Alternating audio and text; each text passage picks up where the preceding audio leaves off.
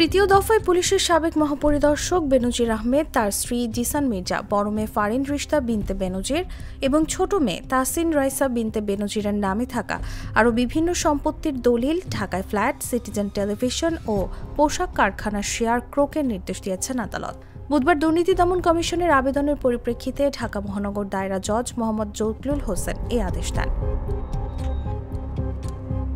আদালত money laundering প্রতিরোধ আইন 2012-এর 14 ধারা এবং দুর্নীতি দমন কমিশন বিধিমালা 2007-এর বিধি 18 অনুযায়ী স্থাবর সম্পত্তি ক্রোক এবং অস্থাবর সম্পত্তি অবরুদ্ধ করার নির্দেশ দেন।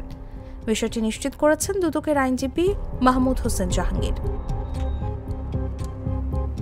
বেনজিরের ক্রোক করা স্থাবর সম্পত্তির মধ্যে রয়েছে রূপগঞ্জে 24 কাঠা জমি, উত্তরায় 3 কাঠা জমি, বাড্ডায় 39.03% জমির উপর নির্মিত ভবনে 2টি অফিস স্পেস ও বান্দরবান জেলায় 25 একর জমি।